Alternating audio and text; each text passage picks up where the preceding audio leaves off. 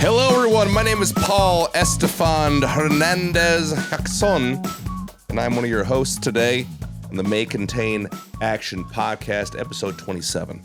8. I am... Shit! 8. It's 8. I am Paul Estefan Hernandez. It's episode 28. Change it again. Dang it. You have like 7 jobs, Trevor. Get it together. Anyway, sorry about that. Continue. That's all right. Welcome to the show, everyone. It's the May Contain Action Podcast. I'm Paul. The man yelling, screaming obscenities is Trevor. We are joined, as always, by Pete. Oh, hey. Hey, Pete. Why don't I get like a fancy Spanish name? I don't know, do something fancy with your life, and then maybe... Pedro? Also, why? Also, Paul, why do you have that. a Spanish name? Where the hell did that come from? Were you watching Nacho Libre earlier or something? No, I just really appreciate... Next movie, please. What? Nacho Libre. No. Oh, actually, I haven't watched that in a while. I freaking love it. Tunnels. Get that corn out of my face. So many quotable. So good. So good. Chancho. You bought some sweats. I use my hand to wash my tears away. Yeah. So good. Yeah, we did not do that movie this week. We did not do that movie this week. No, we did not. We'll get to our movie, but first we're going to do a little mini, tiny, itty bitty obsessed and check in because it's been several fortnights since our last episode, and that is Amelia. She wanted to know. I wanted to know that she's here in my room with me. What's that, Amelia? What movies have I been watching lately? I hated this movie. She said I hated it. Yeah. Oh, she hated it. Yeah. Well, it's a little scary for a young baby. Yeah, it is. But you lead it, Trevor. But I can answer that question, Amelia. Great question. Movies that I've actually watched. I'm just going to really quickly hit some because I watched a bunch of new stuff that came out recently or went to streaming. I saw Furiosa, the Mad Max saga. Ooh. I saw The Beekeeper. I saw Monkey Man. I saw Polite Society. Was Monkey Man good? Monkey Man is solid. Good. Like that. Honestly, probably the best 20 minutes of action I've ever seen at the end. Like, it's better than John Wick. Ooh. But I know that's big praise, but the guy who made John Wick also was a producer on Monkey Man. So he won't get offended because he's involved with both movies. Really good. Dev Patel. He's awesome. First directorial role and lead. And it's also produced by Jordan Peele, so it's a good time. It's fun. I enjoyed it. What else did I watch? I watched there was something else I watched that was really good. Oh, The Last Stop in Yuma County. Have you guys seen that? It's a long title. No. I haven't seen that. No. It sounds like an A24 film. It probably would have been. It's actually an indie film, but I thought it was really clever. It's like an hour and 25 minutes long, so it's quick, and the whole thing takes place in a diner. Just think it this way: it's got a little Hateful Eight vibes. Quentin Tarantino. So God, not quite as Tarantino-y, gore, but it's tense like that. But it's really good. I loved it. Not to spoil anything else, I was blown away by how much I liked it. So if you, it was really like smart and a bunch of really kind of funny but also sad twists and just crazy. It just reminded me of my life, just the craziest stuff happening all at once, So all of those movies were great. Beekeeper's kitschy and it's a Jason Statham movie. Polite Society's like a Bollywood kind of action movie that's awesome. They're all good. So highly recommend all 5 of them their movies. Oh, you watched a lot of movies, man. Yeah. Oh, we also watched Babes, which is also good. Babes? Babe? Babes. I would tell you who's in it, but I cannot remember their names. I just looked them up again. They're you would recognize them if you saw them. They're funny. 2 funny ladies. But it's definitely like 5 stars. It's a modern comedy. Okay. It's pretty heartfelt, pretty cool. It's about friendship. It's also about birth, which I thought was really funny. Because look at that. The whole thing was about birth, and so I just kept looking over at Kate as we were watching it and just laughing. So. This is going to be you. Yeah. So yeah, those 6 movies. I actually watched those 6 movies last week. Oh, wow. In 1 week. Yeah, I'm up to like 60, 64 or 5 on the year now. So. Are you okay? What's going on? Are you just for funsies? Yeah, my goal, my New Year's resolution was 100 movies this year. Really? Wow. You're crushing it. Yeah. You're going to be done by September. Yeah. I better be, because I got a baby. And then it's just Frozen. Frozen over and over again. Bear you got a couple years before Frozen over and over again, but you'll be fine. Oh no, we're gonna have something else over and over. I'll take Bluey. Bluey's awesome. Dude, Bluey's so good. Bluey's so good. Oh my god. It's made for us. It's not for the kids. Enjoy that. You want to cry watching Bluey, bro?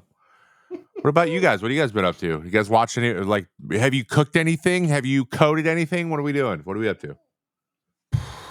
I know PM's been cooking a storm.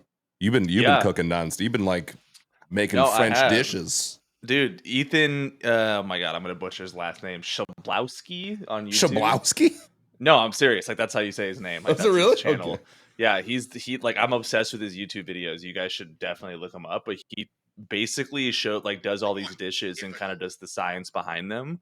Mm-hmm. And it's been a lot of fun. Like, I'm gonna do smash burgers after this, and so like I've just been basically learning all these new things and creating all this new food, and it's a ton of fun. So love that. And then I quit a job on Monday, and I was happy about that. What? And yeah, it was a job.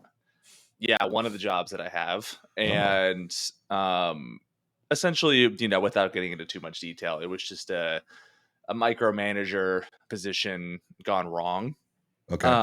After many conversations, and I just, you know, there was a moment where said manager got a little too personal with an attack about a product, and I just called my friend who I was the one that hired me on, and I just said, I'm done. Like, I'm sorry.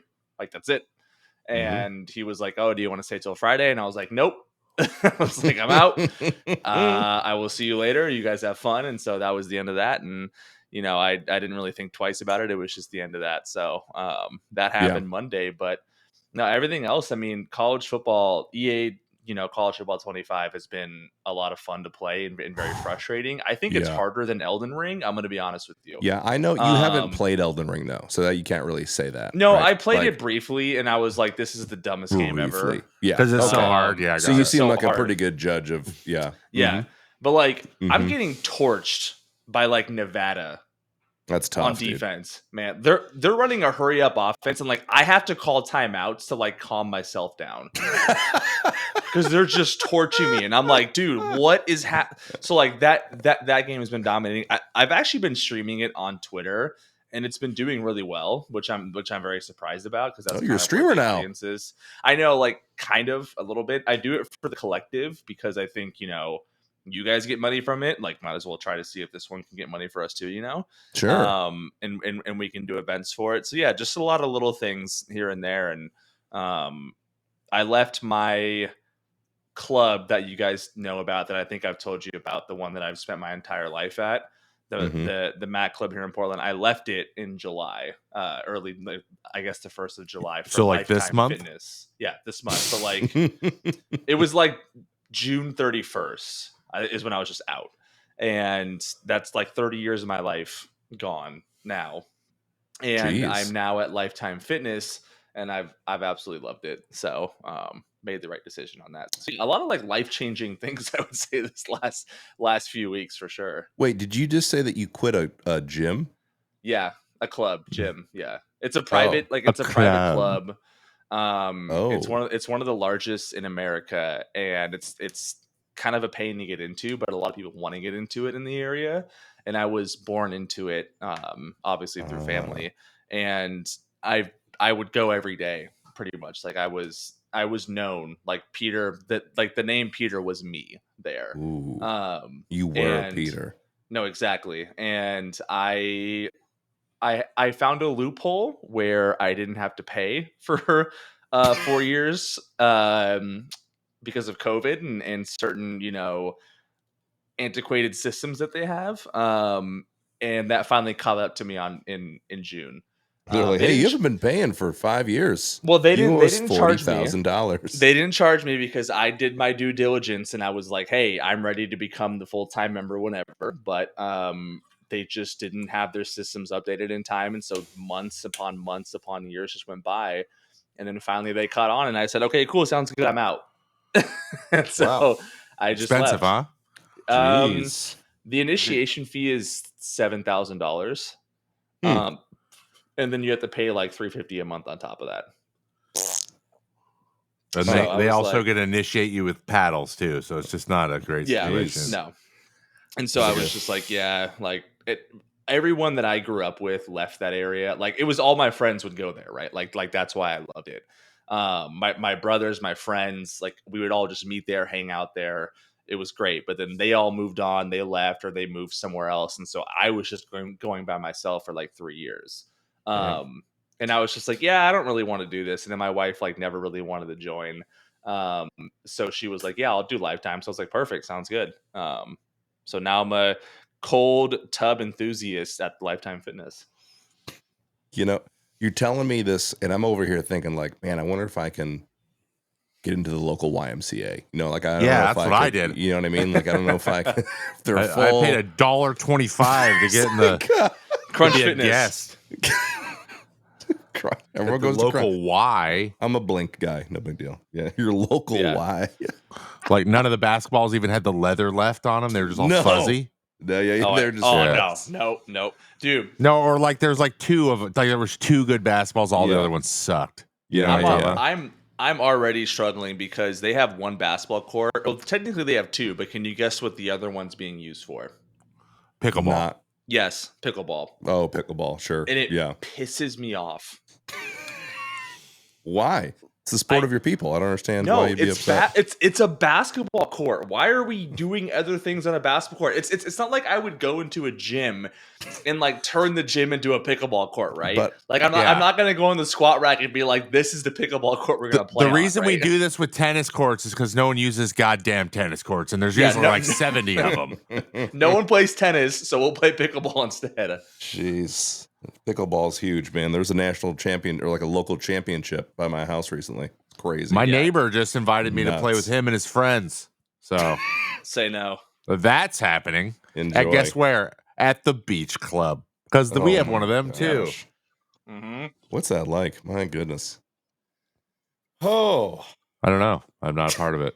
I know. Yet. I've been a part of it. Yet. The wait list is evidently 2.5 years long. Good Lord. The wait list for the MAC was like near a decade. Yeah, like heyday. But now they're just losing people because Equinox and like Soho Club and Lifetime just came in and said, yeah, you're no longer dominating this area. And they were like, shit.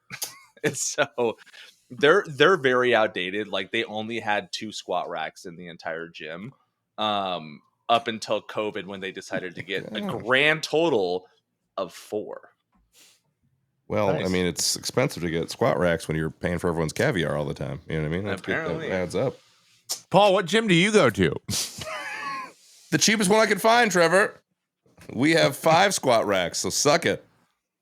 The answer was supposed to be that we don't go to the gym. I should probably stretch tonight. I try my best. Yeah. No, I try to stay. You go to the gym? Oh, thanks, man. Yeah, no, I go to the gym. Yep. I do every morning. My father-in-law comes and watches the kids, and me and Tirza go to the gym together. That's pretty cool. Yeah, that's nice. I should do that. So I'm the only one that doesn't do anything. Got it. The professional athlete. Yep. Got it. Get it together. Great. Well, quick update on Paul's life. I've been also playing college football. 25. It's a blast. And I'm sucked in. Fully sucked in. Didn't think I would really care that much, but turns out I care a lot. And playing at Syracuse, obviously. And it's been a lot of fun. I'm enjoying that game. Other updates, I play tested Marathon, new game that Bungie's making, which is why I was in Seattle and hung out with Trevor. PM got COVID like a jerk. Dude, I literally couldn't make it like 2 days or 3 days before, and then I was like, all right, I'm gonna try to like not have symptoms. Yeah. And then my wife got it. And I was like, God damn it. You couldn't just like, not mouth breathe for a day, dude. I mean, come on. It's just I was like, all right, well that's a bummer. Unbelievable. Yeah, supposed to see see Pete for the first time since 2018, I think 2017, 2018. Yeah, ridiculous long time. Yeah, never met your wife. Unbelievable. Yeah. I just got to get you guys out here. That's what I have to do. Yeah, I'd go. Over to you. I mean, my parents live like 40 minutes north of you, so there's no reason to not go down there. Oh, there you go. It's better. I'll go hang out with your parents, Trev. They sound great. Sound like great people. They're all right. Okay. Hope they listen to the podcast. If you met my dad, he'd be like, yep, yes, yep. That makes sense. That all tracks. Yeah. Oh boy. Okay. He's awesome. It's awesome. So. Well, should we not bear the lead here? Shall we get to our movie? Let's talk about a movie that we all watched 3 weeks ago. Let's talk about a movie we all. This movie, what may give you some idea as to when we intended to record this. The movie is called Independence Day. Happy 4th of July, America. Happy birthday, America. We missed it. We're a little belated, but happy birthday, America. We did it. We did Independence Day because it felt appropriate. We've never done that movie before. It's a classic. I love it. Great memories of having it on repeat on TNT at my house at all times. And was it my pick? Was this mine or was this the collective? I can't remember. I feel like we were just like, that just makes all the sense in the world. Yeah. Where did you guys watch again? Remember? Because I think I said on the last episode, but I watched it outside on the screen. Oh, and that's right. You did. Fireworks going off in the background when there were speeches. It was pretty cool. That's really sick. You guys just watch it at home in the normal way? I love you're like, I watched it outside of my giant screen and this fireworks. We ate s'mores. Where'd you plebs watch it? Indoors? Like a what do? You watch it on your phone in the bathroom, bro? Like a bunch of pores? What did you guys do? I watched mine. Where did you watch it? I think I watched mine on my phone. Yeah, I watched mine on my phone in bed. Yeah, I can't remember where we watched it. I can't remember. Listener, it was that good. We're all remembering. It was good. Actually, it was that good. I freaking loved every moment of rewatching it. I was bawling my eyes out in the bed. All right, some industry stats really quick. Let's hit these. Release date. Oh, I think you got to read the Letterboxd reviews because those things are glorious. We want to go to Letterboxd first. They are. You gotta go Letterboxd. I think you have to because those two are perfect. I haven't read them yet. I'm going into them blind. All right, since you guys both know what they are, I'll read them. First time read here. This one's from Jizz Monkey. Yes. That's it. Review from Jizz Monkey, 1 star. My only problem with this film was watching it. I didn't see that coming. I didn't see it coming. 1 star, 827 likes. That is upsetting, actually. I like that one. I hate that. I don't like Jizz Monkey. He's stupid. They're stupid. Rewatched by Cobra Rocky, 2 stars. Shit. Good thing aliens still use Windows 95 or Earth would have been fucked. I hate to say it, that is so relevant for what happened this week too. That's very good. All right, with the crowd strike thing, that's perfect. It's a little dated. Yeah. All right, industry stats. Release date was July 3rd, 1996. Box office gross was $817 million. Which people is like this movie, bro. A lot. The budget was $75 million. Surprisingly close to An Emperor's New Groove. Didn't see that coming, but we had some cutting edge CGI, I think, here. I don't think Will Smith was quote unquote a big name yet. Maybe he was. Actually, he might have been at the pinnacle. This might have been the peak of his. No, this was the launching pad. Actually, no. Was it really? It's his first like blockbuster movie. He freaking crushed it. Yeah. Director is Roland Emmerich. I'm not familiar with him. Let's see. You're not? I'm not. Should I be? He made 2012 also. And that was him. Oh, yes, we talked about this. And literally every other disaster movie. Armageddon, freaking not Deep Impact. He did Armageddon. True. He did a bunch of them, like Moonfall, which is that recent one that's just horrendous. I heard that was speak for real yourself. bad. Oh gosh, It's so bad that it's good. This is why we keep Pete on the podcast. These hot takes. I'm a Roland Emmerich stan, bro. Come on, 2012. Gosh. So anyway, Lord of the Rings. You make it, dude. Go continue. One for Best Visual Effects, the Academy Awards, nominated for Best Sound. Visual Effects, again, this was pretty cutting edge for the time. A couple Saturn Awards, couple BAFTA Awards as well. Cast and crew, Will Smith plays Captain Stephen Hiller. Which, when I say the name Stephen Hiller, it just, yuck. You know? I don't know. So white. He does not. It's like they wrote it and they're like, I guess Will Smith's kind of doing good. Maybe we should just shoehorn him into this. Stephen Hiller? Just not it. It was his first movie, too. Yeah, they did not write this for him. Bill Pullman, of course, President Thomas J. Whitmore. Jeff Goldblum plays himself. Oh. Yeah. He plays David Levinson. Mary McDonnell is the First Lady. Judd Hirsch is Julius Levinson, the father, who is fantastic. Big fan of Judd Hirsch. He's so good.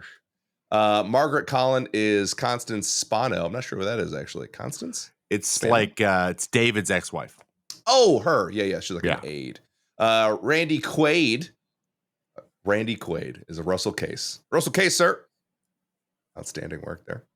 And some other people. Oh, of course, Vivica A. Fox. Why is she so down here at the bottom of the list? Vivica A. Fox is Jasmine Dubrow. Vivica. Woo! Definitely had a crush on her when I watched this as a kid. Yeah. We have some anecdotes and Easter eggs. Anything pop out to you here, Trevor, that you wanted to reach out and touch? Yeah, there's a couple good ones. We got the iconic speech. So the Whitmore's stirring speech, which we will discuss a little bit later in the show, was filmed on the 50th anniversary of the Hiroshima bombing, adding a layer of historical poignancy. Poignancy. Yeah. Poignancy, yes. Which I thought was an interesting kind of lineup. They filmed all of the on location places. So Washington D.C., like all the big shots, those were all filmed there. And they used a ton of miniatures. You mentioned earlier CGI. Their CGI was pretty good, the special effects, but they used a ton of miniatures, especially for the destruction. It says over 80 miniatures were used to create the film's dramatic destruction scenes. Interesting. So like those were models exploding. Wow. Yeah. Okay. Dang. Which is really, that's why when the White House blows up. Oh, yeah. Spoiler. The White House blows up. It looks like super explodey. It's because that was literally a small White House being exploded. Very cool. Definitely used models back in the day in the 90s. Nice. Yeah. I'm a fan of some practical effects. You know what I mean? I think practical effects, pulling those off is awesome. Yes. Have you guys watched House of Dragons at all? No. I have been holding out. I've been holding out on starting the season. I want to binge it. When you watch it, Trevor, you need to watch the oh my god, I'm blanking on what it is, but it's a separate show where they show you the creation of each episode. Yeah. And we watched that, and then like, this is not a spoiler, obviously, but like for the dragons, they use a literal torch, like a flamethrower torch, and they actually light people on fire. Oh, that's cool. Because it looks very real. Like it's very wow. Like, but they legitimately light them on fire. Yeah, they're lighting stuntmen on fire. Yeah, and then they roll around for however long, and then they put them out. Yeah, and I was just like, "Jeez!" I was like, "No wonder this looks so good." I did know that because they did it in Game of Thrones. Yeah, and it was the world record for the most stuntmen lit on fire at once. Literally, like world record. It was like 24 guys. They all stuntmen, all actually on fire, and like they had to like get the scene. They had to run around for a while, and then as soon as they had like 50 people have to run in there and put them out. Like it was a huge, like it was really freaking dangerous.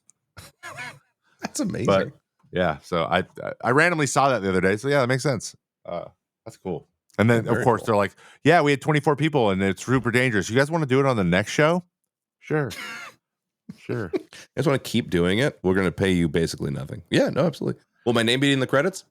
No. Okay. I also heard that what's George R. R. Martin not happy with some of the liberties taken on the story. Oh.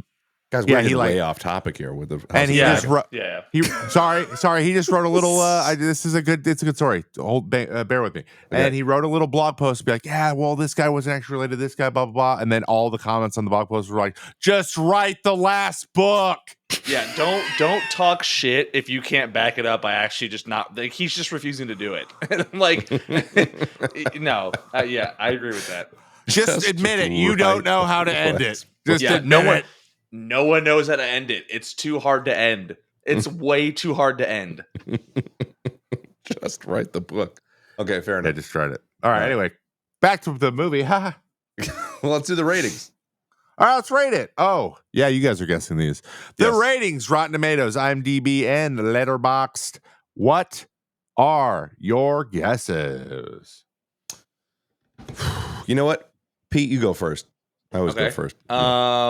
I'm going to go 92 Rotten Tomatoes. I'm going to go 8.5 IMDb. That's the 1 out of 10, right? Yeah, because Letterboxd is 5. Mm-hmm. Letterboxd, I'm going to go 3.5. I think this one doesn't sit well with the Gen Z Alpha Gen crowd.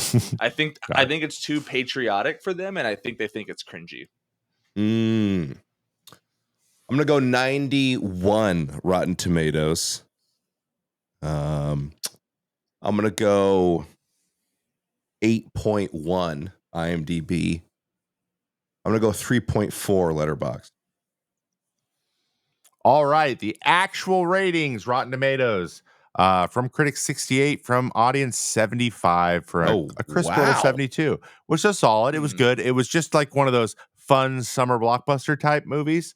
But it was at the time it was really, really high, and then slowly over time, obviously. I think you're right. People have been diluting it with the over-the-top patriotism because that feels a little bit not as good as it did 30 years ago.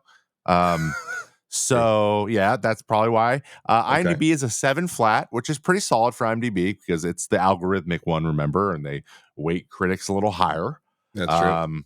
And then Letterboxd, you both were very close. It's a 3.3, and I think you know exactly why. You nailed it. You nailed it. Mm-hmm. Yeah. Which honestly, 3.3 for me. If it's a 3.3 on Letterboxd, that means I'm going to watch it. I'm probably going to watch it again at some point in my life. So that's not a bad rating, but I gave it a 4. So. Okay. All right. Yeah. I feel like this is a movie you definitely watch again. For me. Yeah. Oh yeah. Every 4th of July, I feel like you have to. Oh, absolutely. Yeah. Great marketing. Even if still working.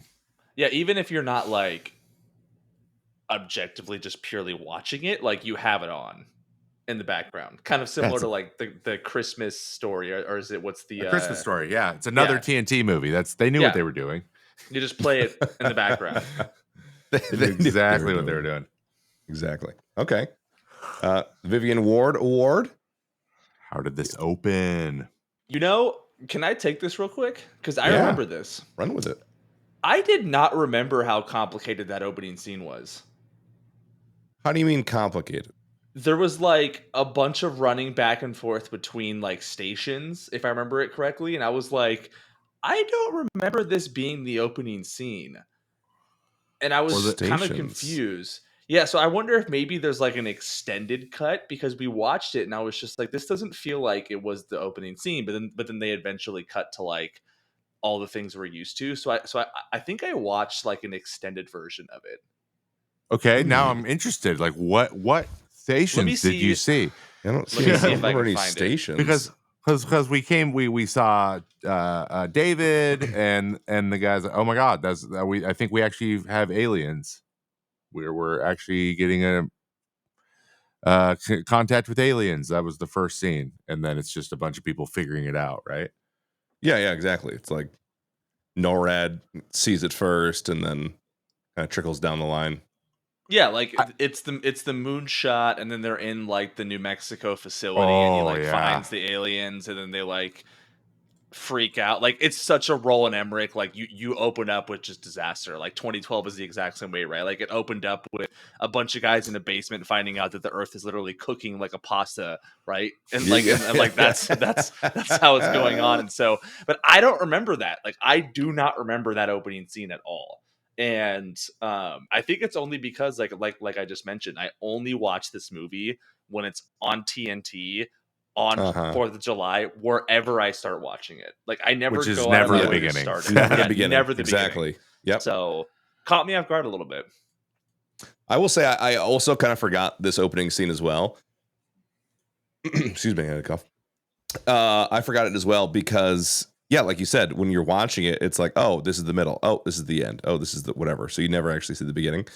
As far as like it's what it communicated, I think it did a pretty good job. I give it like a 6.5, 7. Like it wasn't great, but it told me exactly what I was going to expect or what I was going to see. Aliens. I mean, they literally, when they go to NORAD, they play the song "It's the End of the World as We Know It." You know, a little on the nose, a little bit. I mean, hey, it's kind of that anticipation. It's like everyone's kind of finding out. I think what's cool about it, though, I remember watching this the second time and realizing this is that we know immediately that it's aliens. Like the audience knows immediately, but you watch everyone slowly find out, and I kind of like that. Because you're like, I do too. You guys got to freaking get it together. You don't understand. It's freaking aliens. And like, I don't know. I think it might be a Russian satellite or something like that. Yeah. So that tension was fun. I enjoyed that. Yeah. I thought the beginning of the tension in this one was way better than 2012, which same thing kind of. Yeah. I'm pretty sure they use "It's the End of the World as We Know It" in that movie as well. He uses it all the time. Like, so he needs to stop. It's no longer an Easter egg, man. It's cliche. Yes. But I thought like when the ship is like blocking out, like eclipsing the moon, or like the shadows going over the moon. I was like, that's ominous. I love it. Without knowing anything or seeing anything yet, I was like, it's fun. It's like fun scary. Like as a kid, it wasn't super scary for me. So I was like, ooh, what's gonna happen? So and then like the whole thing with obviously when we finally see Will Smith and the how slowly they react, I loved how they found out, how they looked over and it's just like hovering over the city. It's like, I don't know. It felt like this. The stakes were high, but like also not so high that I'm worried. I don't know. It was. I watched it again. I was like, this was well done. Well, how did he not do this better later when he made other movies? Yeah, exactly. I think the point that made this so good is that we, the audience, know and people are finding out. And the attention is you want them to find out faster. So now you're invested immediately. And they draw it out. Yeah. Where with 2012, it was like this well is boiling. And it's like, okay, but like what does that mean? You know, like who cares about this well? Like, yeah. It's like, who is this? Why is everyone so sweaty in this Indian science facility for some reason? Like, does America not have one? It's an American-based movie. They never explained that facility. It was just all very weird. So nothing was ever explained, where this was like, boom, NORAD, boom, the White House, the president. Yeah. It was something like big's going on. Yeah, like it was immediate. Where this felt like some kid in his backyard found out that the world was heating up in 2012. And so it did in 2012. It did the ominous like duh, as it zoomed up over and showed you the boiling water, and we're all at the audience like, I still don't know what that means.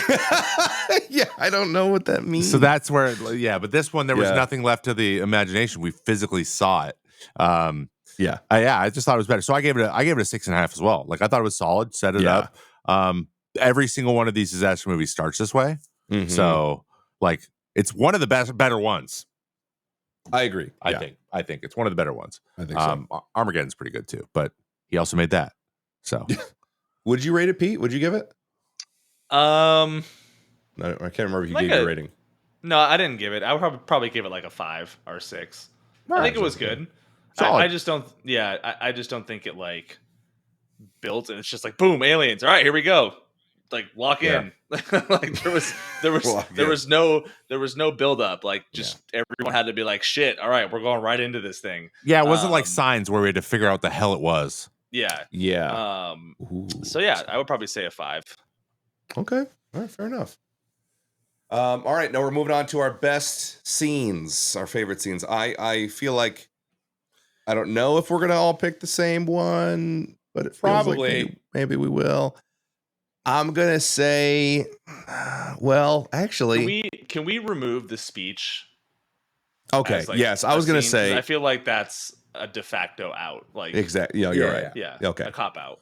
So then I will say my favorite scene, actually the scene I felt the most tense for, and I still do for some reason, even though I know what's gonna happen, is when the final battle, when they approach and they think that they don't know if the shield's down or not.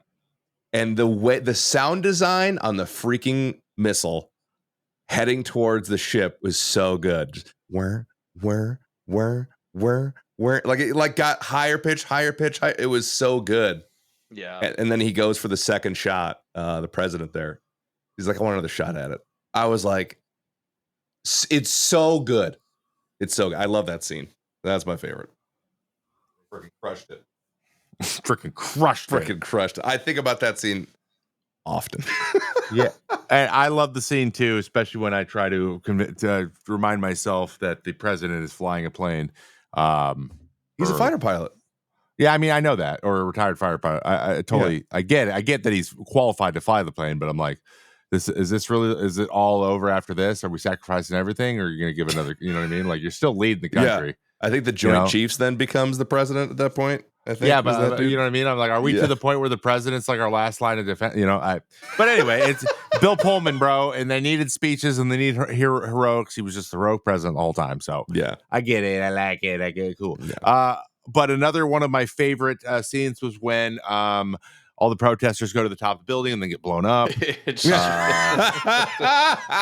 not 100% what would happen. They're not protesters; they're supporters. Sorry, supporter. You really put a 2024 spin on that, didn't you? Yeah, you put an interesting spin on that one. So they look like protesters.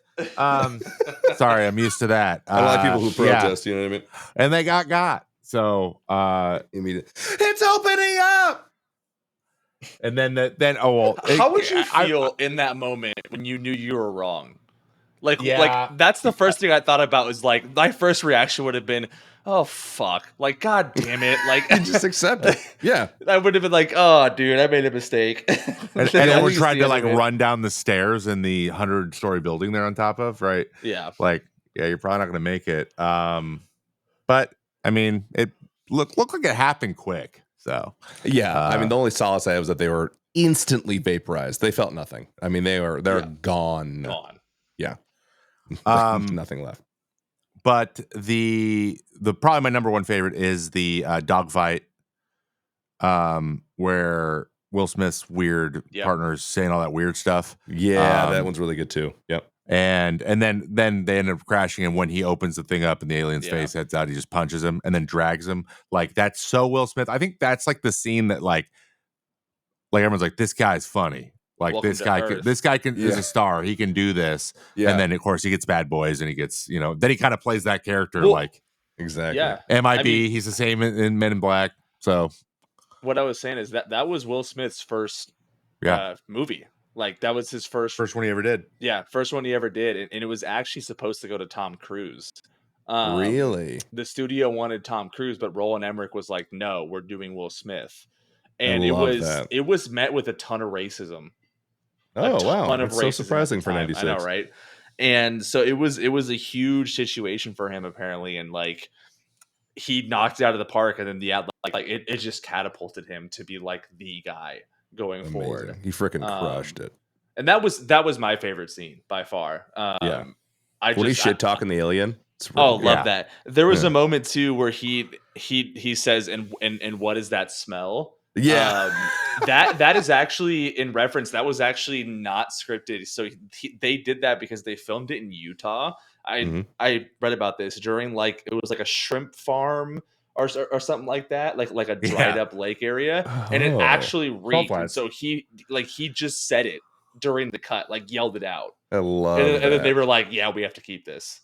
That's so good. What does that smell? I'm pretty sure one of my favorite quotes later that I'll bring up was also an ad lib. So, nice. Well, another one real quick before I forget was the doctor getting pretty much just sodomized by the alien. Yeah, I mean, on the glass. Puppeted. Yeah, when you get puppeted is a good way to look at it. That was a good one because that's that's the first time that you could feel the horror aspect of that movie. I feel. Yeah, that was a good horror scene. Yes. Yeah, But it wasn't too scary. Like, I think you hit it on the head. Like, it wouldn't terrify you as a kid, but it made you feel like, oh yeah, that's kind of spooky. Yeah. I mean, it scared me a lot more as a kid, and then now that I watched it back, I was like, "There's no blood anywhere in this whole show, in this whole movie." And like I go, also in that scene when he's like running when he's running around in the steam or whatever, like he's chasing somebody. He's very clearly on wheels, and it's just like and just like his tentacles are flailing around. Yeah, he's like floating. Yeah. Like what's he? I'm like, what's he doing? Just going ooga booga boo. Like he's not even doing. He's not. You look at all the people they're just laying on the ground. I'm like, what do you do? Do you just punch them or like? What do you do? Like you don't got their tentacles ripped off. But when they go, is this bulletproof glass? He goes, no, sir. I was like, yes. It's such a sick line. Yeah, that's really good. Yeah, there's a lot of that. That's another good call in that scene. That was awesome. But I did like and what's that smell? Just thrown in right at the end. Really, I don't know. There was something about his dialogue. You could tell it was a little bit different than everyone else's. It was. Yeah, I think obviously I'm really glad they got Will Smith rather than Tom Cruise. Tom Cruise doesn't have that kind of like, I don't know, the relatability of someone who's just like, not like that. Yeah. You know what I mean? Just pissed off that he even has like, I had to come to work today. Like that kind of attitude. I had to come to work today for this was kind of what Will Smith had that whole time. Yeah, that scene is really good. Him shit talking the alien the entire time. So good. All right, our next scene? No, not next scene. What am I saying? Our next one. A shot. What's wrong with me? What am I doing? A frame. One frame. I threw that in there because I think there were some good ones in this movie. Frame? Was I supposed to watch this frame by frame? Not a frame. A framing of a shot. It's not a frame? Whole scene. Like, for example, I'll give you my example. When David and Steven are walking back at the very end with their cigars. Oh, okay. That's a shot. That's just a shot. Like that. It's a beat. Yeah. Like that. I was like, this is sick. So it could have been like, for example, is this bulletproof glass? No, sir. And then they just let loose. That's a shot. Okay. I see what you're saying. I got you. Okay. All right. Like a moment where you're like, sick. So then definitely is my favorite scene or shot, as it were. Yeah. My favorite frame is Russell Case. Russell Case as he's about to enter the beam, the blue face, which no one knows how that's even going to work, but I digress. Yeah, him saying "I'm back" in that face with a blue on his face. I mean, that literally is. I mean, that could be on the cover of the DVD that they sell. Is like his face. That is it for me. That's the scene. Oh, Quaid, he's awesome. I love him so much. Uncle Eddie, man. Good. What a great casting for that too. That role. Get yourself sung real nice.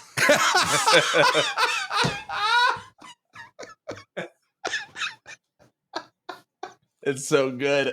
He's so good. Get yourself some real nice.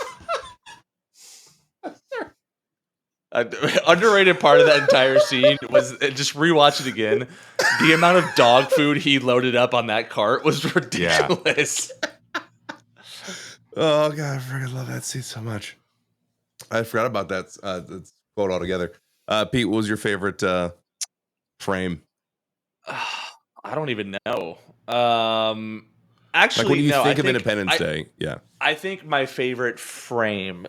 It's the most unrealistic because it's just like there's just no shot that they did this. It's an alien invasion, man. Was Will Smith walking out of his I'm humble, but my home is probably $3.2 million in the LA Hills home, overlooking the city that just is taken over by this entire alien ship that doesn't look good, like doesn't look like it's supposed to be there. That shot, like that scene when he first noticed it is one that I'll always think about. But like just the placement of it, rewatching it, being like, how is this like somehow suburban Ohio in Los Angeles? Yeah. Oh, like that's my first. Like, that's my. It also has like the view you get from like Dodger Stadium too. It's like not like that. No, you can't see downtown LA like that from anywhere but like the one hill. Exactly. And there's no way he can afford that on his salary with his girlfriend being a stripper. I'm sorry. It wasn't even his house. I think it was his girlfriend's house, wasn't it? Yeah, you're telling me she can afford that? I mean, maybe she's the best stripper there. I don't know. I mean, it is Vivica A. Fox. Okay. I mean, it's true. Yes. That's entirely, she's getting private flights back from Vegas every weekend. Yeah, like maybe that's what's going on. I don't know what I'm saying right now. Maybe we should just get off this topic. Vivica, you did a great job. Amazing job in this movie. So that shot was cool. Another one that I thought was cool was also when he was dragging the alien. It's like a super wide angle, and you can see like the whole salt flats. And it's just like him struggling. Like if you just freeze frame that would be a sick poster. There's a lot of well done framing and scenes in this. You're right. Yeah, there's a lot of iconic images, and even the sounds too. Because every time I think of an image, I have a sound in my ear. I can hear all the sound effects that correspond to that frame you guys are talking about. It won Academy Award for sound or for special effects, bro. Yeah, it really. Yeah, it did. This movie won an Academy Award, boys. Independence Day. Dang, that it did. All right, Trevor, I want to hear your quote. Yeah, you do. Should I do the quotes? Okay, my two favorite quotes. Oh, the ad libbed. Okay, so I could have been at a barbecue. That was ad libbed. It was. Yeah. Could have been at a barbecue. I think he did a bunch of different versions. That was good. And then the best line in the whole movie, bar none, because it had made no sense. It should not have been should have been cut. I have no idea why this made it to the end. Between Randy Quaid's character, between him noticing that it's jammed, he's like, "Sir, I'm gonna sacrifice myself," right? And he does this whole thing. He's like, "Tell my kids I love them," and it's this heartfelt thing. And then like there's kind of a music going, and then it cuts back to the president. He's like, "Good luck, buddy," out of nowhere. And then it goes back, and then he does the "Hello, boys." I'm like, why the hell was that line in the middle? Good luck, buddy. He's like, "Good luck, buddy." Just like, thanks, man. I'm gonna kill myself right now. It was so weird. And I watched it. I was like, was that weird? And they're like, that was weird. I never noticed it till you pointed that out. It's completely like does nothing for the movie at all. All it does is break up the two most iconic sentences. Good luck, buddy. Thanks, we were sir. out, and I was like, did that just kind of kill the vibe? Like, yeah, kind of, a little bit. It was fun, and I never even noticed it. So good luck, buddy. It's the best line in the whole movie. Those are good. Those are good picks. Pete, you got any? What's this for? Wait. We're doing Independence Day. That's right. Sorry. Hi, welcome to the podcast. No. Sorry, I was responding to something. Best quote. No, I mean, I think Will Smith's the Welcome to Earth is probably my favorite one by far. Something about that is fantastic.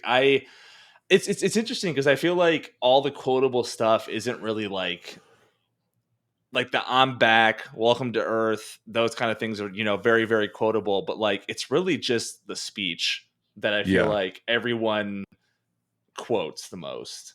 And outside of that, I really can't think of anything that like stands out too much from it. Okay. No, fair. Which is kind of a bummer because I feel like all of it came down to that speech. It's almost like they put all of their chips on that. And I mean, obviously it worked. It was incredible, right? That was a great scene.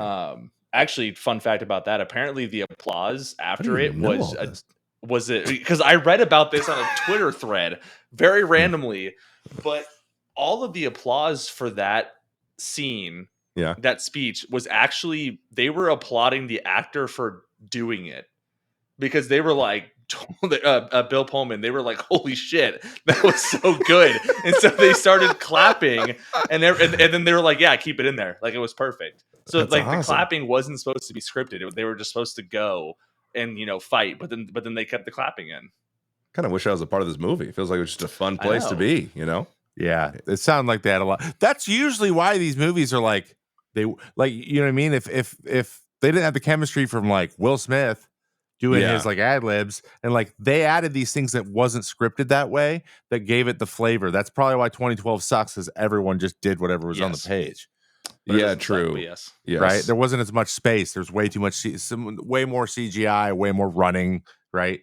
So it's explosions and like it was like it's the whole thing. So that is probably that's like when they made us good casting. Really try to care about the frickin' stepdad at the end there. Like, I don't want to care. This guy's been a dick all movie. He said some horrible misogynistic shit at the beginning. I'm like, I haven't liked this guy the whole time. I hate this guy. So you should care about him now. I got 2. Actually, I have 3. I have 3. The first one situational. It's not that funny, but I found it funny for some reason. It's Russell Case. It's just how he acts. He said, I picked a hell of a day to quit drinking. I just thought that was funny. That was solid drop in. Circumstantial. Yeah. It wasn't just like he drinks a lot. It was just like perfect timing for like what he had to do. He's like almost turned that freaking self-destruct on. He was like, missile lock. He was like, oh no, fuck shit. So that got me. Another Russell Case one right before then. And this is my favorite one of all time. I say this constantly. And it's Russell Case. And he goes, I fly. I'm pilot. I love it. I don't know why. I'm pilot. I fly. I'm pilot. I say it for everything. I say it for everything. If I can mix those 2 words with anything else, like I cook, I'm chef. Like I'll do it for anything. I'll just mix anything in there. I freaking love it so much. And then my last one is kind of a sad one, but it hit different now that I have kids. Because this is the scene where the first lady dies. And they do such a good job. Like the little girl acting, the mom, it just feels very real. Like an actual interaction with a little kid and how they would respond to their mom, dying and whatever. And it's right after it happens. And the president walks out into the hallway and the little girl goes, is mommy sleeping now? And I freaking lost it. I'm in bed, watching on my phone, bawling, in tears that doesn't wake up. Whatever, it's fine. And he goes, yeah, mommy's sleeping now. And it just hit home because like that is the language I would use to talk to Ezra. Like that's kind of how I communicated to him. Like, just thinks mommy's sleeping. It's like, yeah, mommy's sleeping now. And that just killed me, dude. So that was, I think, really well written and well acted. So those are my. So to end on a low note. I mean, they're fine. The actors aren't real. It's good, bro. The characters aren't real. But yeah, I thought that was super, super good. Those are my 3 faves in Russell Case's. Obviously, my favorite person in the whole movie. Wow. Thanks, man. Sorry, we're just trying to get our. All right. Well, we got our quotes. And we have a recast. So. Okay. Yes. I pick anyone you think you can pull off these roles. I thought of it as like if I could get anyone from any time and just like this person would be awesome. I want to see them isolated do that character. I think they could do it well. So that's how I thought about it. You guys can do whatever you want with the 4. And I can start us off if you want to think about maybe changing them or whatever, because I know that I'm usually the one that's super prepared for this one. All right. Captain Stephen, whatever the heck his last name was. That's Wesley Snipes. Young Wesley Snipes. Wesley Snipes? Oh, so you're not okay, so you're not going current. No, not current. Okay. Not current. Like Blade age. Okay.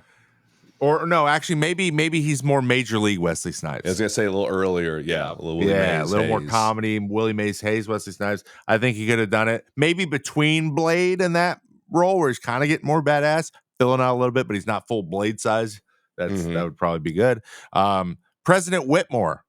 Just because I think he would crush the speech. Paul Giamatti. Oh. President Paul Giamatti? Can you imagine him giving that speech? I'd be like, dude, I know you're like 5'4", but I'm in. With a lazy eye, can't see straight, but let's do it. Yeah, like I know you look like a pug, but I am in, Yeah. David, Jeff Goldblum. I think Jeffrey Wright could play Jeff Goldblum's character. American Fiction, Jeffrey Wright. Okay. I think he would like play off like I'm actually a nerd, bro. I'm not like cool. Like, I think they would have a good dynamic. If it were like him with Will Smith, or if it were him with Wesley Snipes, I think that would be funny. I think that would be funny. And then Russell's Woody Harrelson. Russell's Woody. Huh. Okay, yeah, actually, yes. Woody could have been the crazy alcoholic guy. I could see that. He already plays. Bill Murray could do it probably too, but he's so old. I can't imagine him not old anymore. Bill Murray's very old. I don't know that Bill Murray's ever been young. I gotta be honest with you. He looked like he was 45 the moment he turned 18. Yeah. Yeah. 100%. He's been old for a long time. What about you guys? What do you guys got? I feel like if I'm gonna recast Will Smith, I think the person who has a similar personality that could also make it their own and ad lib really well would be Denzel. Like young Denzel, I think would be really cool to see in that role. I think he could do it. I don't know, I don't know that there's a current guy who's like that. I mean, maybe Michael B. Jordan. But I would say something like Martin Lawrence because they're the same thing in the other movie. Yeah, but Martin Lawrence, I can't. But then it would just be a comedy. Yeah, you can't do serious at all. I don't think I've ever seen Martin Lawrence in anything serious ever. So, but yeah, I don't know. As far as anyone else, I think I can only just really think of Steven. What's his name? Will Smith's character, Steven Hiller. Yeah, go for it. Because Jeff Goldblum is perfect, and I feel like Bill Pullman is really Jeff good. Goldblum, bro. It's Jeff Goldblum. No one's like Jeff Goldblum. That's why they cast him, because they want him in this movie. I'll go down my list because I think I have 8 of them. Damn, 8 of them. Hold on a second. Okay, first one, Captain Steve. I'm going Winston Duke. Winston Duke from he's in the Black Panther. He's in yeah. What else is he in? I've seen him in a bunch of stuff too. The Fall Guy, he's in that as well. I just watched that recently, but he would be great for that because he's kind of comedic in a way, but he's also huge. Because I was thinking Kevin Hart too, the comedic relief, but then he's kind of a dweeb, right? So you almost need someone that's like Winston Duke's size. Can I just tell you, also badass. Yeah. When you said Winston Duke, the first guy I thought that he could be, this is no offense to Winston Duke, is the dude that Will Smith steals the helicopter from. Just tell him I hit you. Like that guy. That's a good one. Another great quote. That's another good one. All right, Christian Bale, President Whitmore. I think he could do a good job with that. Actually, kind of the scrawny white, younger but not really young looking guy. Yeah, if that makes sense. Damn, that's good. And then I'm going. I think Laura it could be Dern intense too for the first lady, because for some reason the first lady looks like she's 70 and the president looks like he's 32. Right, dude. So I'm going with that. Danny McBride, and you can guess who I'm going with on this. Oh my gosh. Yeah. Oh yeah. Levinson. Russell. Yeah. Oh. Yeah. Russell. Danny McBride. Perfect. You think? Yeah. Oh yeah. Drunk, kind of overweight. Perfect. I think that'd be great. Okay. Yeah. No. Okay. Yeah. He'd be pretty good for that. I don't know if I can't take him seriously at all. So yeah, it'd be difficult. I'll be honest. No one could take Randy Quaid seriously either, but I think he just crushed it. This is the first time I think he did anything even remotely not just slapstick. Really? That is true. I think. Yeah. But they needed that. So okay. Yeah. David, which is Jeff Goldblum, John Turturro. I feel like it could work. I feel like it could work there. There's something there that can make it work. Julius, which is his dad. Mm-hmm. I'm going Eugene Levy. Naturally. Yeah. He's the quintessential Jewish father. Absolutely. Exactly. Yep. Marty, this is the twist. Marty, who's David's friend, the one that has the coffin voice like this. Yeah. I'm going Dan Levy. So the son of Eugene. Because he kind of has that frantic energy of I should call my mom, right? Kind of thing, right? He has that frantic energy. Yeah. And then Dr. Okun, this one's a random one, but I was researching this and I remember this guy from Silicon Valley and he was in another movie, but it's Andy Daly. So you can look it up real quick. Andy Daly. That would be Daly. Dr. Okun. Yeah, because he plays the doctor on Silicon Valley. Oh. and he's kind of this like dweebish but hilarious kind of guy. I could see him with a tentacle around his neck. I can see him being kind of, get long hair, glasses, get possessed kind of thing. Yes, because the guy who plays it in the movie is Spock, right? Oh, I don't know. Yeah, it's the actor who plays Spock. Wait, who plays Spock? The doctor in Dr. Okun in Independence Day with the long hair. Yes, that is. Oh no, not Spock. Sorry, it's Data from Star Trek. Data. Sorry. Yes. Oh, okay, that makes more sense. It's Data. Yes, Data. Sorry. That's why that didn't make any sense. No, it was not Spock. He didn't look like Zachary Quinto at all. That's why he looks so familiar. I didn't realize that until you just said that. It's Data. But he's Data. Holy crap. It's great. I'm glad we did this podcast. Anyway. This is very helpful. Yeah, we learned so much random stuff about movies. I'm Googling feverishly. That's good. All right, we're getting crunch for time here a little bit, so let's blow through these last little couple pieces. What about peak? Do you think anyone peaked here? I think we talked a lot about it, right? Like Jeff Goldblum's in Jurassic Park, Will Smith's in Wild Wild West, so like it's definitely not his what peak. A movie. Yeah. Randy Quaid is Cousin Eddie, so like yeah, no, he did it's close. It's pretty iconic, but I think that like you say Randy Quaid, everyone's like Cousin Eddie, like immediately. So. Though Bill Pullman, though. Bill Pullman. His best I got one performance that might upset you guys, or maybe more Paul than anything else because of how he grew up. Vivica A. Fox. It might be her peak. Yeah. Wow. Did you what else think that would upset me? Yeah, because you said you reason, had a huge crush on her growing up, and I feel like, okay, you literally said that quote. So yeah, no, you're right. No, you're right. No, yeah, no, you're right. You're right. Okay. I didn't want to put you down, but yeah, I'm gonna have to go with her. She was in stuff. Margaret Collin, maybe Constance. I mean, I don't remember Margaret from. Actually, I vaguely remember her from. She's she the mom, and she was in Kill Bill. Vivica A. Fox. Vivica A. Fox was in Kill Bill 1 and 2. Is that bigger than Independence Day? Kill Bill? Yes, they were very, very big, huge movies. Bigger? Yeah. I don't know. Do I have to look up Did the it make stats? 817 million? I don't know. I have Casper for Bill Pullman because I literally can't remember anything else, even though I know he's in a lot of stuff. He's in Casper? Yeah, he's the dad in Casper. What? Yeah. Bill Pullman's in Casper. He's in Spaceballs. No, nothing beats Spaceballs, which, by the way, they're making a second one. I don't know if you guys knew that. That is going to be terrible. Okay, maybe Kill Bill isn't actually bigger than Independence Day. Grossed 180 million. Yeah, come on now. It is though. For film buffs, I think they would argue. But Vivica A. Fox did nothing. She didn't do anything. All right, she's fine. It's all right. She's washed. I get it. She's washed. As Ninja would say, she's so washed, she's clean. Wait, nice, dude. They have 3 Independence Days? What? No, there's just one. There's just 2.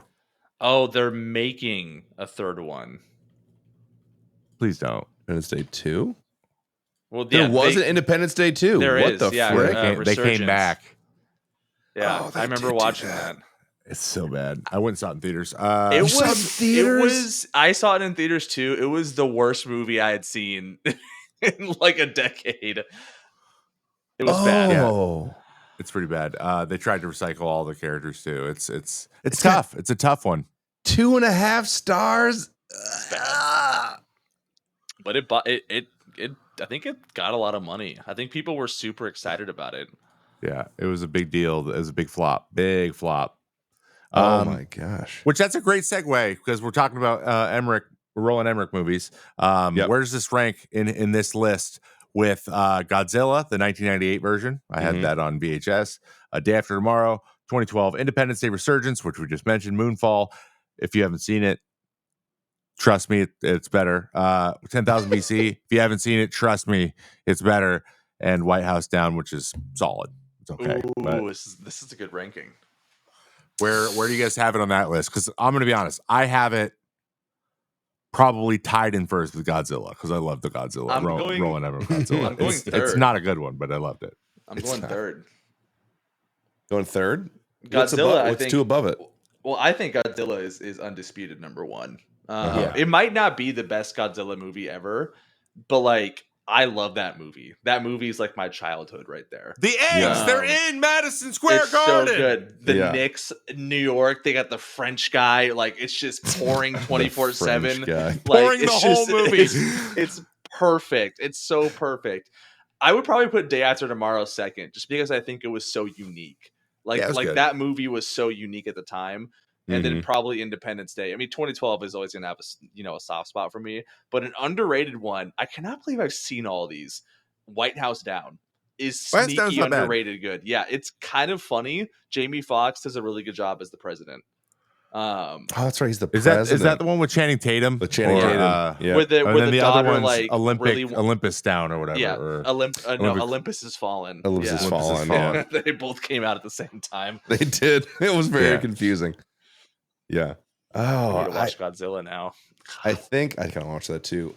We brought this up a couple times now because we brought up in 2012, and I keep thinking about Godzilla. I love that freaking movie. So, but I even remembering Godzilla feel like it was bad. It was like good, bad. If I'm being critical, bad movie. Nostalgia, great movie, loved it. Yeah. So I think that as far as just like I don't know, quality of movie, I'm gonna say Independence Day is probably like the top for me. I think it's number one. Godzilla and then Day After Tomorrow, in that order. Those three. Everything else is kind of whatever. 2012, absolute dead last.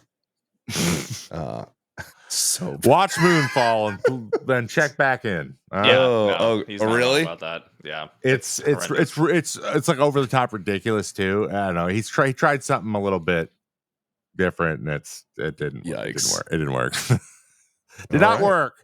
But I'll have a Titan first. We got a first or second and a third. Cool. Yeah, it's one of his best ones. Suddenly, if you noticed, it kind of goes in chronological order. Oh yeah, look at that. Yeah, interesting about that. All right, final rating. Even with the gratuitous American exceptionalism, still fires me up, and I'm giving it an 8. I'll still watch. I hadn't watched it in probably 7-8 years, just since I don't sit. I stopped watching TNT basically, and I was like, this is a type of movie. This is like a once every couple years movie. This is almost This is almost annual for me. It should be. So because I loved the 4th of July. It was awesome. It was such a fun way to do it. So 8 for me. 8 for me now. I am also giving it an 8. It hit all the right notes in a lot of ways. It made me cry at some points, made me get super tense, and all of the sound design was just so nostalgic and familiar and really well done. I just really enjoyed it. I don't even know. I mean, this is a very small note. I actually don't know if this is accurate, but every time they called out, I didn't know what Fox 1 or Fox 2 or any of that stuff meant, but it's all like different missile types. And I think they're actually pretty accurate with that call out. I'm not mistaken, but interesting. I could be wrong on that. Yeah. So like heat sinking versus infrared, all that kind of stuff. So I thought that was cool. But anyway, yeah, this one still holds up for me. I would watch this again and again. Like I kind of can't wait to watch it with Ezra when he's like old enough. Obviously not many work. Yeah, it's one of those. But yeah, like I want to share it with other people. So yeah, 8 for me. I think I'm gonna stick with 8. Yes, it's truly one of the few movies in my life that I rewatch every year, right? Yeah, but it's not perfect. No. And so I think it's an 8 in that sense, right? Like it makes you happy. You watch it, you're like, yeah, this is great, and then you never watch it again. Well, until you're like one day you remember, like, oh yeah, let's watch that. Like, yeah, it's one of those, man, and it's fun. It's just a fun. It doesn't need to be super highbrow and whatever. It's just a good time. And by the way, by all intents and purposes, I'll just leave everybody with this thought at the end of the show.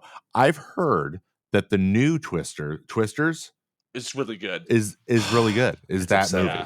It's upsetting how that's a thing.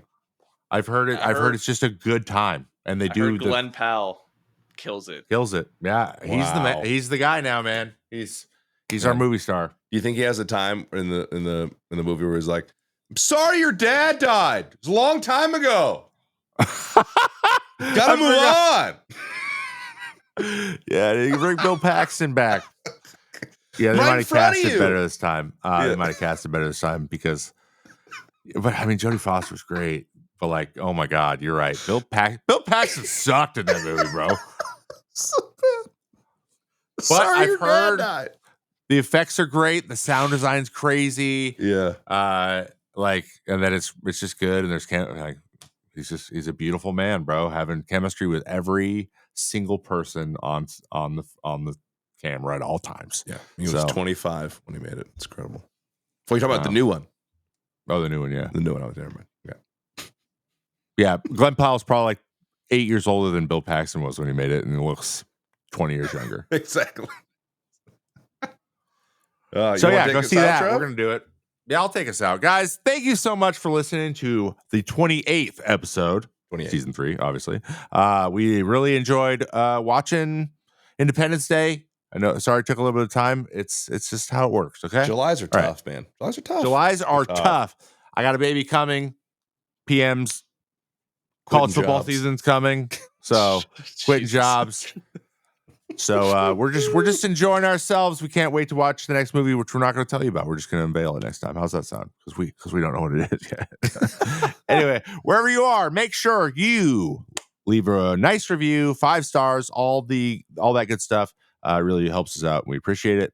And we will see you next time on the Make It In Action podcast, where we will be watching.